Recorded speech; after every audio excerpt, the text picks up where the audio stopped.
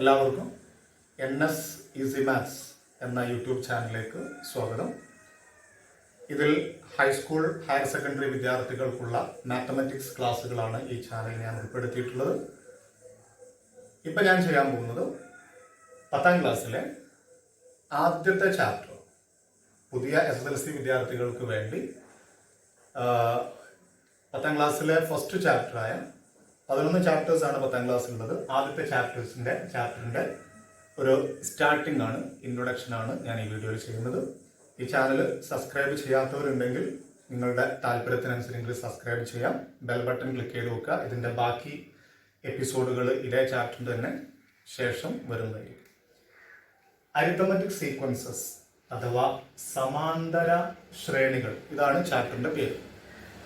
10ാം ക്ലാസ്സിലെ SSLC പരീക്ഷയ്ക്ക് കാര്യമായ ചോദ്യങ്ങൾ വരുന്ന ഒരു പ്രധാനപ്പെട്ട ചാപ്റ്ററുകളിൽപ്പെട്ട ഒന്നാണ് സമാന്തര ശ്രേണികൾ അഥവാ അരിത്തമെറ്റിക് സീക്വൻസസ്. അരിത്തമെറ്റിക് സീക്വൻസസ് പഠിക്കുന്നതിന് മുമ്പ് നമ്മൾ സീക്വൻസസ് എന്താണെന്ന് അറിയണം. കുറച്ച് സീക്വൻസുകളുണ്ട്, കുറച്ച് ശ്രേണികളുണ്ട്, സംഖ്യാശ്രേണികളുണ്ട്. അതിനകത്ത് നിന്ന് നമ്മൾ അരിത്തമെറ്റിക് സീക്വൻസ് കണ്ടാൽ മനസ്സിലാക്കുക. ഇതാണ് ഇതിൻ്റെ ഒരു ഇൻട്രൊഡക്ഷൻ ആയിട്ട് ചെയ്യാനുള്ളത് നമുക്ക്. ഇപ്പൊ ഞാൻ 1ന്റെ സ്ക്വയർ, 1ന്റെ സ്ക്വയർ 1 ആണ് അല്ലെ. 2ന്റെ സ്ക്വയർ ആണെങ്കിൽ നമുക്ക് 4 എഴുതാം, 3ന്റെ സ്ക്വയറിന് 9 എഴുതാം, 4ന്റെ സ്ക്വയർ 16 ആണ്, 5ന്റെ സ്ക്വയർ 25 ആണ്. ഇങ്ങനെ ഞാൻ ഇതുപോലെ തുടർന്ന് പോയി എഴുതുന്നു. അതായത് എണ്ണൽ സംഖ്യകളുടെ, നാച്ചുറൽ നമ്പേഴ്സിന്റെ സ്ക്വയറുകൾ, വർഗങ്ങളാണ് ഞാനിവിടെ എഴുതിയിട്ടുള്ളത്. ഇതിങ്ങനെ തുടർന്ന് പോകുമ്പോൾ ഇതൊരു സീക്വൻസ് ആണ്, ഇതൊരു സംഖ്യാശ്രേണിയാണ്. ഇത് അരിത്തമെറ്റിക് സീക്വൻസ് ആണോ അല്ലേ എന്നുള്ളത് നമ്മൾ ഇനി പഠിക്കേണ്ട കാര്യമാണ്. ഇതൊരു സംഖ്യാശ്രേണിയാണ്. ഇതൊരു പ്രത്യേക രീതിയിൽ ഇങ്ങനെ തുടർന്ന് പോകുന്നുണ്ട്. ഇനി മറ്റൊരു കാര്യം നോക്കുക, മറ്റൊരു എക്സാമ്പിൾ എഴുതുന്നു. അതായത് നമ്മുടെ 7ന്റെ ഗുണിതങ്ങൾ, 7ന്റെ multiples 1 into 7 7, 2 into 7 14, 3 into 7 21, 4 into 7 28 etc. ഇത് മറ്റൊരു സംഖ്യാശ്രേണിയാണ്, മറ്റൊരു സീക്വൻസ് ആണ്. ഇനി വേറൊന്ന് നോക്കുന്നു. ഞാൻ 5 കൊണ്ട് ഡിവൈഡ് ചെയ്താൽ റിമൈൻഡർ, ശിഷ്ടം 3 കിട്ടുന്ന സംഖ്യകൾ. 5 കൊണ്ട് ഡിവൈഡ് ചെയ്താൽ ശിഷ്ടം 3 കിട്ടുന്ന 2 അക്ക സംഖ്യകൾ, 2 ഡിജിറ്റ് നമ്പർ. അപ്പൊ 2 അക്ക സംഖ്യ തുടങ്ങുന്നത് 10ൽ നിന്നാണ്, അവസാനിക്കുന്നത് 99ലാണ്. അതിൽ 5 കൊണ്ട് ഹരിക്കുമ്പം ബാക്കി റിമൈൻഡർ 3 കിട്ടുന്ന ആദ്യത്തെ 2 അക്ക സംഖ്യ 13 ആണ്. 13 കഴിഞ്ഞാൽ പിന്നീട് 5 കൊണ്ട് ഹരിക്കുമ്പോൾ ബാക്കി 2 കിട്ടുന്നത് 18 ആണ്. അതിനുശേഷം വരുന്നത് 23 ആണ്, പിന്നെ 28 ആണ്, പിന്നെ 33 ആണ്. ഈ രീതിയിൽ അതും തുടർന്ന് പോകും. ഇവിടെ ഞാൻ 3 സംഖ്യാശ്രേണികൾ എഴുതിയിട്ടുണ്ട്, സീക്വൻസുകൾ എഴുതിയിട്ടുണ്ട്. ഇതില് സമാന്തര ശ്രേണികൾ ഏതാണെന്ന് അറിയാൻ ഈ 4ൽ നിന്ന് 1 കുറച്ചാൽ, 4ൽ നിന്ന് 1 കുറച്ചാൽ നമുക്ക് കിട്ടുന്നത് 3 ആണ് അല്ലെ. 9ൽ നിന്ന് 4 കുറച്ചാലോ, 9ൽ നിന്ന് 4 കുറച്ചാൽ നമുക്ക് 5 ആണ് കിട്ടുന്നത്. എന്നാൽ 16ൽ നിന്ന് 9 കുറച്ചാൽ നമുക്ക് 7 കിട്ടുന്നു. 25ൽ നിന്ന് 16 കുറച്ചു കഴിഞ്ഞാൽ 9 കിട്ടുന്നു അല്ലെ. അതായത് ഇതിലെ അടുത്തടുത്ത സംഖ്യകൾ തമ്മിലുള്ള ഡിഫറൻസ്, വ്യത്യാസം പല രീതിയിലാണ്. എന്നാൽ ഈ രണ്ടെണ്ണം ഒന്ന് ശ്രദ്ധിക്കണം. 14ൽ നിന്ന് 7 കുറച്ചാൽ കിട്ടുന്നത് 7 ആണ്. 21ൽ നിന്ന് 14 കുറച്ചാൽ കിട്ടുന്നത് 7 ആണ്. 28ൽ നിന്ന് 21 കുറച്ചാലും കിട്ടുന്നത് 7 ആണ്. ഇതും കൂടെ നോക്കാം നമുക്ക്. 18ൽ നിന്ന് 13 കുറച്ചാൽ കിട്ടുന്നത് 5 ആണ്. 23ൽ നിന്ന് 18 കുറച്ചാൽ കിട്ടുന്നത് 5. 28ൽ നിന്ന് 23 കുറച്ചാൽ കിട്ടുന്നത് 5. 33ൽ നിന്ന് 28 കുറച്ചാൽ കിട്ടുന്നതും 5. ഈ അവസാനം എഴുതിയ 2 സംഖ്യാശ്രേണികൾക്കുള്ള പ്രത്യേകത, ഇതിലെ അടുത്തടുത്ത സംഖ്യകൾ തമ്മിലുള്ള ഡിഫറൻസ്, വ്യത്യാസങ്ങളൊക്കെ തുല്യമാണ്, ഒരേ വ്യത്യാസമാണ്. ഇവിടെ അത് 7 ആണ്, ഇവിടെ അത് 5 ആണ്. എന്നാൽ ഇവിടെ ഇവ തമ്മിലുള്ള വ്യത്യാസം 3, അടുത്ത 2 സംഖ്യ തമ്മിലുള്ള വ്യത്യാസം 3 അല്ല 5 ആണ്. അതിന് ശേഷമുള്ള സ്ഥലത്തും വ്യത്യാസമുണ്ട്. ഇങ്ങനെ അടുത്തടുത്ത സംഖ്യകൾ തമ്മിലുള്ള ഡിഫറൻസുകൾ, വ്യത്യാസങ്ങൾ ഒരേപോലെ വരുന്ന, അതായത് ഈ അവസാനത്തെ 2 എക്സാമ്പിളുകൾ ഇത്തരത്തിലുള്ള സീക്വൻസുകൾക്ക്, ശ്രേണികൾക്ക് പറയുന്ന പേരാണ് സമാന്തര ശ്രേണികൾ അഥവാ അരിത്തമെറ്റിക് സീക്വൻസ്. മലയാളത്തിൽ ആ പേര് നോക്കിയാൽ ആ പേരിനകത്തുണ്ടല്ലേ സമാന്തരം, ഒരേ അകലം, ഒരേ അന്തരത്തിലുള്ളത്, ഒരേ ഡിസ്റ്റൻസിലുള്ള നമ്പേഴ്സ്. അതായത് 13ഉം 18ഉം തമ്മിലുള്ള ഡിസ്റ്റൻസ് അകലം 5ആണ്. അത് തന്നെയാണ് അടുത്ത രണ്ടാൾക്കാർ തമ്മിലുള്ള അകലം 5ആണ്. അടുത്ത രണ്ടാൾക്കാർ തമ്മിലുള്ള അകലം 5ആണ്. ഒരേ അന്തരം, ഒരേ അകലം, ഒരേ ഡിസ്റ്റൻസ്, സമാന്തരം. മനസ്സിലാക്കാൻ വളരെ സിമ്പിൾ ആണ്. അപ്പൊ ഇതുപോലുള്ള ശ്രേണികളാണ് സമാന്തര ശ്രേണികൾ. ഇനി ഈ സമാന്തര ശ്രേണികൾക്കുള്ള കുറച്ച് പ്രത്യേകതകൾ നോക്കാം. എങ്ങനെയാണ് ഒരു സമാന്തര ശ്രേണി ഉണ്ടാക്കുന്നത് എന്ന് നോക്കാം. ഇതുപോലുള്ള ഒരു ശ്രേണി ഉണ്ടാക്കാൻ വേണ്ടി നമ്മൾ ചെയ്യേണ്ട കാര്യങ്ങൾ, ഒരു നമ്പർ സ്റ്റാർട്ടിങ്ങിൽ എഴുതും. ഒരു നമ്പർ വെച്ചിട്ട് അങ്ങോട്ട് തുടങ്ങാം. അപ്പൊ ഞാൻ ഏതെങ്കിലും ഒരു നമ്പർ, അപ്പൊ ഞാൻ 32 ഒരു നമ്പറിൽ സ്റ്റാർട്ട് ചെയ്യും. ഇനി അതിലേക്ക് ഞാനൊരു നമ്പർ ആഡ് ചെയ്യാം. അതായത് ആഡ് ചെയ്യുന്ന നമ്പർ, ഏത് നമ്പർ ആഡ് ചെയ്യാം? നെഗറ്റീവ് നമ്പർ ആഡ് ചെയ്യാം, ഫ്രാക്ഷൻസ് ആഡ് ചെയ്യാം, ഭിന്നസംഖ്യകൾ ആഡ് ചെയ്യാം, പോസിറ്റീവ് നമ്പർ ആഡ് ചെയ്യാം, ഏത് നമ്പർ വേണമെങ്കിലും ആഡ് ചെയ്യാം.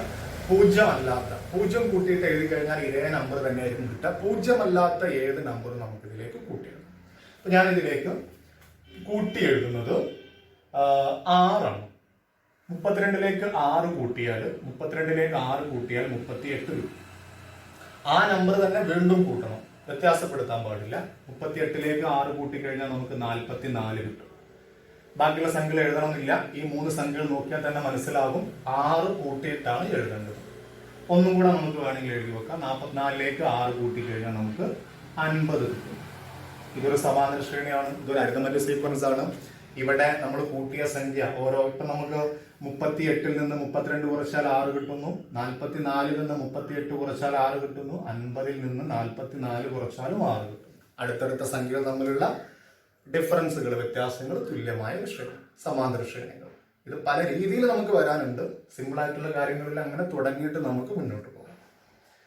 അപ്പൊ എന്താണ് സമാന്തര ശ്രേണി എന്നൊരു ഡെഫിനിഷൻ പറയാൻ പറഞ്ഞാൽ, എ സീക്വൻസ്, ഒരു sequence, a sequence that starts with a number and proceeds by repeated addition of a particular number.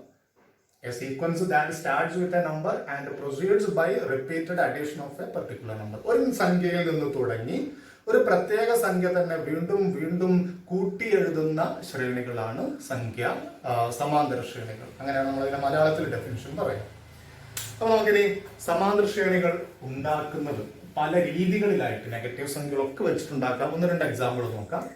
ഞാൻ ഈ ഒരു പ്രത്യേക സംഖ്യ കൂട്ടി എഴുതുന്നു എന്ന് പറഞ്ഞു അല്ലെ. നമ്മൾ ഓരോന്നിലേക്കും ഒരു പ്രത്യേക സംഖ്യ കൂട്ടി എഴുതണം, അപ്പോഴാണ് സമാന്തര ശ്രേണികളാകുക. ആ കൂട്ടി എഴുതുന്ന സംഖ്യക്ക് പറയുന്ന ഒരു പേരുണ്ട്, പൊതു വ്യത്യാസം അഥവാ കോമൺ ഡിഫറൻസ് എന്നാണ് അതിന് പേര് പറയാം. വളരെ ഇമ്പോർട്ടന്റ് ആയിട്ടുള്ള ഒരു ടേം ആണ്, ഒരു വേർഡാണ് ഈ ചാപ്റ്ററിന്റെ പൊതുവ്യത്യാസം. സമാന്തര ശ്രേണി എവിടെ ഉണ്ടോ അവിടെ പൊതുവ്യത്യാസം ഉണ്ടായിരിക്കും. പൊതു എന്ന് പറയുമ്പോൾ കോമൺ അല്ലെ, എല്ലാവർക്കും ഒരേ വ്യത്യാസം ഉണ്ടാകുന്നതാണ് സമാന്തര ശ്രേണി ആവുന്നത്. ഒരു എക്സാമ്പിൾ നോക്കാം. നമുക്ക് 6 എഴുതി, ഇതിലേക്ക് ഞാൻ 4 കൂട്ടിയിട്ട് 10 എഴുതി, വീണ്ടും 4 കൂട്ടിയിട്ട് 14 എഴുതി. ഇതൊരു സമാന്തര ശ്രേണിയാണ്. ഇതിലേക്ക് കൂട്ടിയ സംഖ്യ 4 ആണ്. അപ്പൊ ഇതിലെ പൊതുവ്യത്യാസം അഥവാ കോമൺ ഡിഫറൻസ് എത്രയും ചോദിച്ചാൽ 10ൽ നിന്ന് 6 കുറക്കാം, 10ൽ നിന്ന് 6 കുറക്കാം, ആൻസർ 4. അല്ലെങ്കിൽ 10ൽ നിന്ന് 6 കുറച്ച് തന്നെ വ്യത്യാസം കാണണമെന്നില്ല, 14ന് 10 കുറച്ചാൽ മതി, 14ന് 10 കുറച്ചാൽ മതി, അപ്പോഴും കിട്ടും നമുക്ക് 4 എന്നുള്ളതാണ്. അപ്പൊ ഈ സീക്വൻസിലെ ഈ സമാന്തര ശ്രേണിയിലെ പൊതുവ്യത്യാസം അഥവാ കോമൺ ഡിഫറൻസ് 4 ആണ്.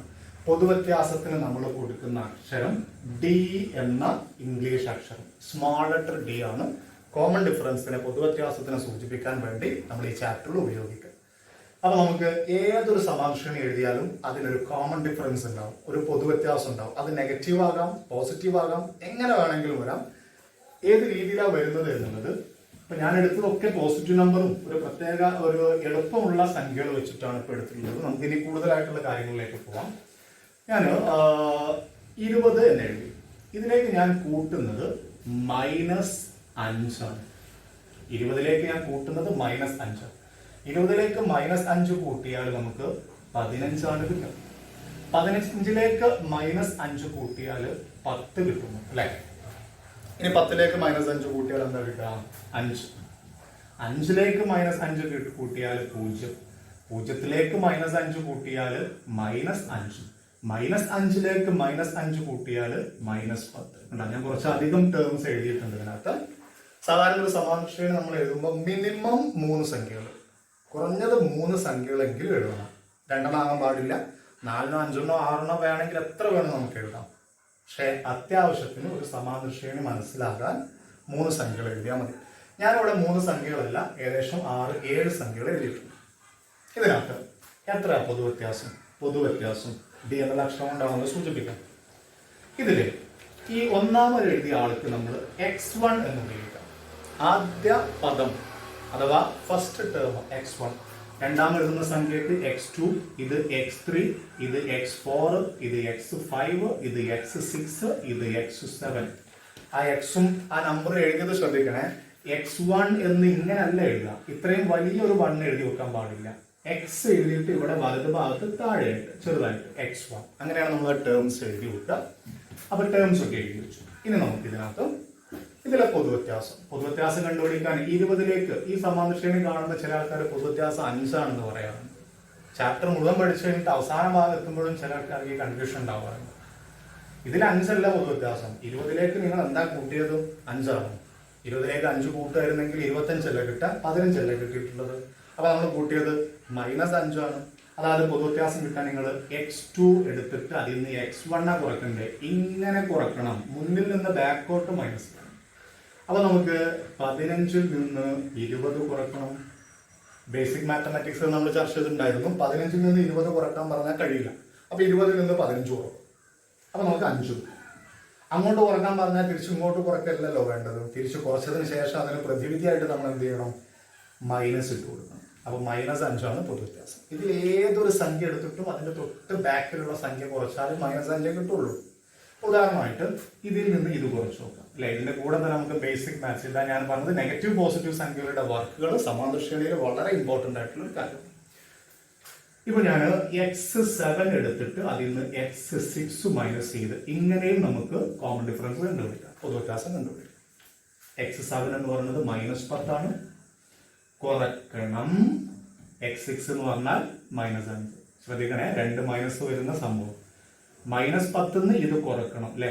ഇതിൽ നിന്ന് ഇത് കുറക്കാൻ പറഞ്ഞാൽ കുറക്കണം എന്നതിനൊരു മൈനസ് വേറെ ഇടണം. ഇനി കുറക്കേണ്ടത് -5. 2 മൈനസ് അടുത്തടുത്ത് വന്നാൽ പ്ലസ് അല്ലെ. ഇപ്പൊ 1 മൈനസ് 1 പ്ലസ്, 1 മൈനസ് 1 പ്ലസ് എങ്ങനെ കൂട്ടി എഴുതുന്നത്? ഒരു മൈനസും ഒരു പ്ലസും കൂട്ടി എഴുതുന്ന സമയത്ത് വലുതൊന്ന് ചെറുത് കുറച്ച് വലുതിന്റെ ചിഹ്നം ഇടണം. 10ന്ന് 5 കുറച്ചിട്ട് 10ന്റെ ചിഹ്നം ഇടും.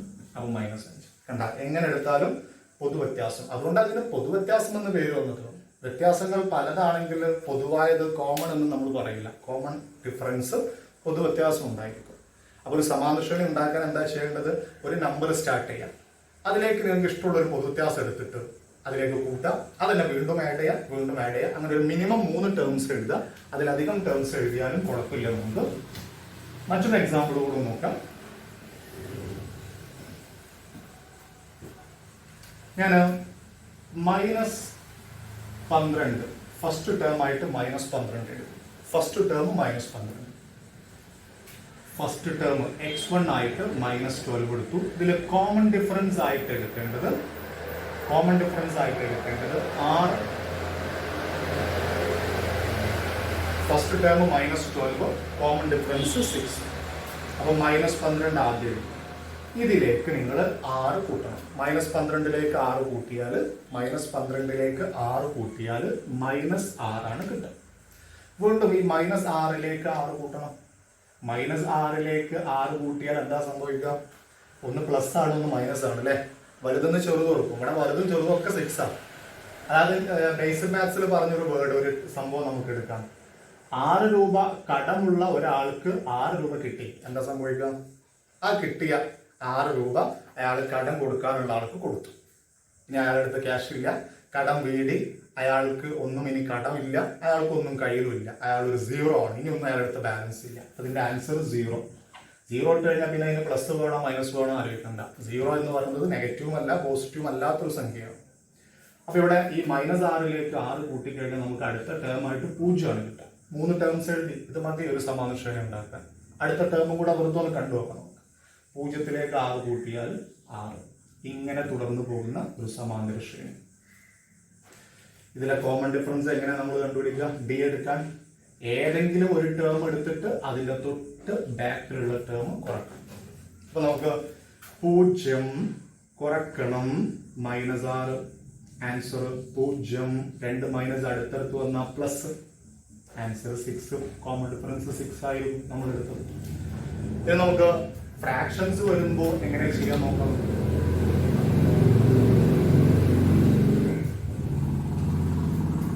ഇപ്പോ 1/3 ഫസ്റ്റ് ടേം 1/3.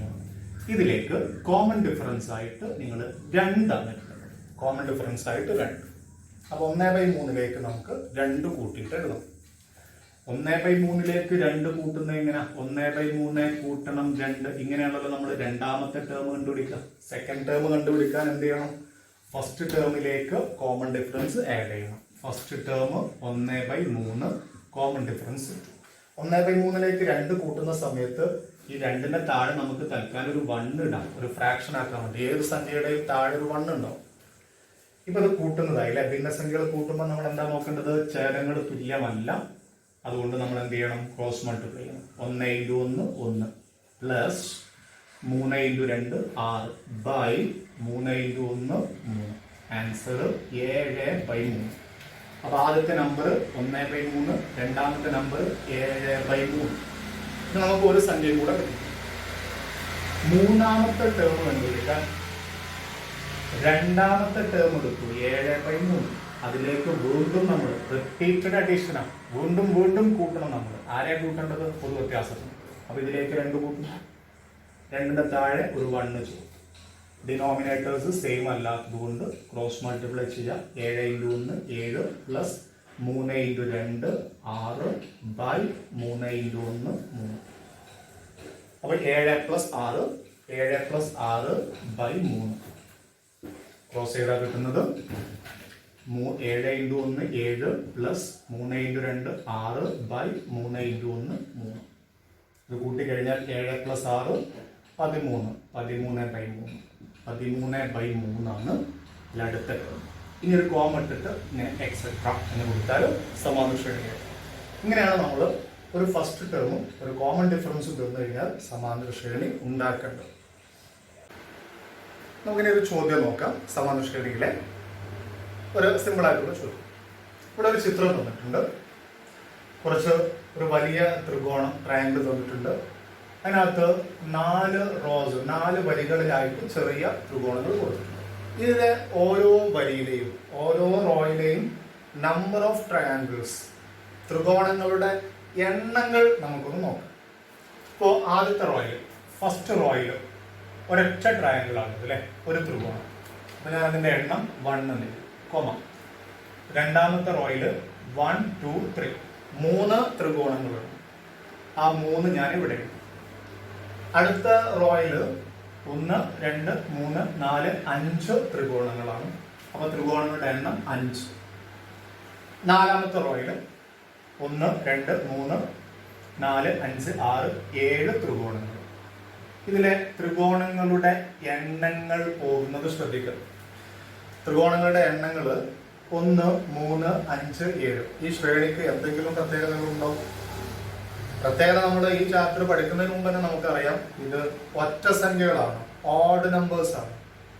എന്നാൽ നമുക്ക് ഈ ചാപ്റ്ററിൽ അറിയേണ്ടത് ഇതിൽ പൊതുവ്യത്യാസമുണ്ടോ, കോമൺ ഡിഫറൻസ് ഉണ്ടോ അതിനകത്ത്? 3ൽ നിന്ന് 1 കുറച്ചാൽ 2, 5ൽ നിന്ന് 3 കുറച്ചാൽ 2, 7ൽ നിന്ന് 5 കുറച്ചാൽ അവിടെയും 2. കണ്ടാ കോമൺ ഡിഫറൻസ്. അപ്പൊ ഇതിലെ കോമൺ ഡിഫറൻസ് പൊതുവ്യത്യാസം 2 ആണ്. അപ്പൊ ഇതൊരു സമാന്തര ശ്രേണിയാണ്. അപ്പൊ ഈ ചിത്രത്തിന്റെ ഒരു പ്രത്യേകതയാണ്, ഈ ചിത്രത്തിൽ അടങ്ങിയിട്ടുള്ള ത്രികോണങ്ങളുടെ എണ്ണങ്ങൾ ഓരോ റോയിലും ഉള്ളത് ഒരു സമാന്തര ശ്രേണിയായിട്ട് വരുന്നു. നമുക്ക് വേണമെങ്കിൽ ജസ്റ്റ് ഒന്ന് എക്സ്റ്റെൻഡ് ചെയ്തു. ഈ ത്രികോണം ഞാൻ ഒന്നും കൂടെ വലുതാക്കി വരച്ചിട്ട് ഒരു റോയിൽ കൂടെ ഞാൻ ആഡ് ചെയ്യും. ഇതിലെ ഇതുപോലെ ത്രികോണങ്ങൾ വരച്ചാലും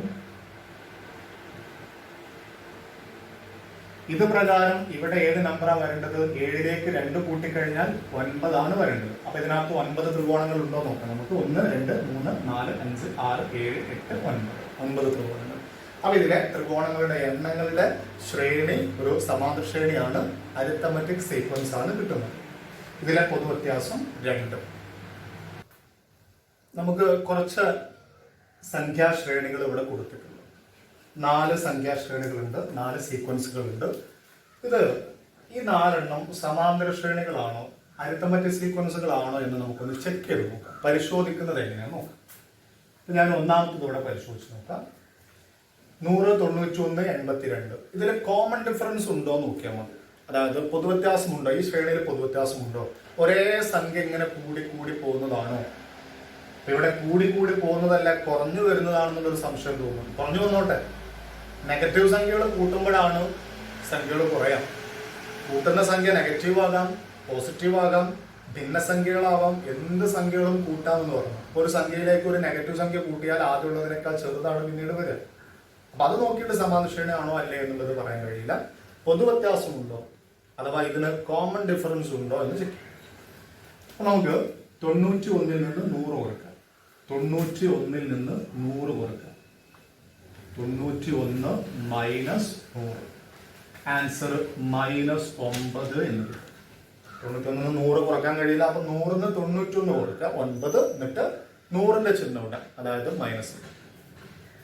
ഇനി നമ്മൾ 82 നിന്ന് 91 കുറക്കാം. 82 നിന്ന് 91 കുറച്ചാലും ഇതേ -9 തന്നെ നമുക്ക് കിട്ടും.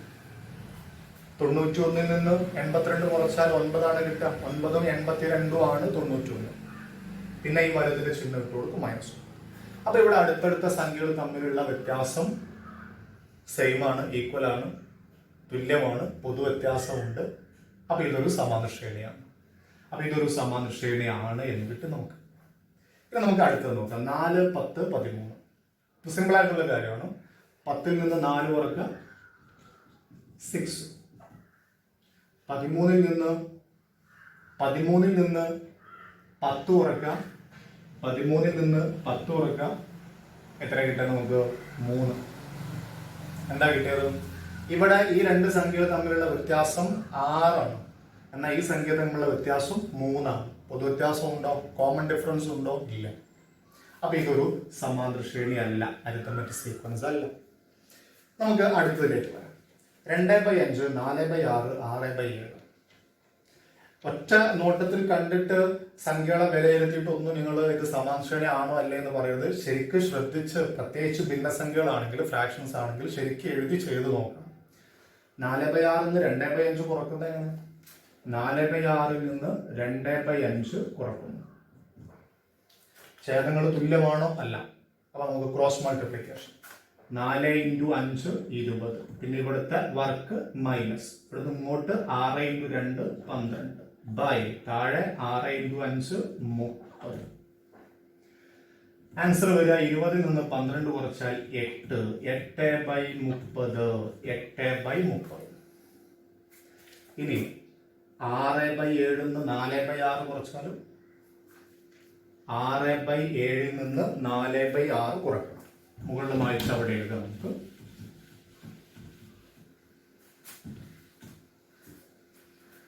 6/7 കുറക്കണം 4/6. ഛേദങ്ങൾ തുല്യമല്ല. ക്രോസ് മൾട്ടിപ്ലൈ ചെയ്താൽ 6 × 6 36 മൈനസ് 7 × 4 28 ബൈ 7 × 6 42. 36 നിന്ന് 28 കുറച്ചാൽ നമുക്ക് 8 കിട്ടും. ഇവിടെ 42. ഇവിടെ കിട്ടിയത് 8/30, ഇവിടെ കിട്ടിയത് 8/42. തുല്യമല്ല, പൊതുവ്യത്യാസമില്ല.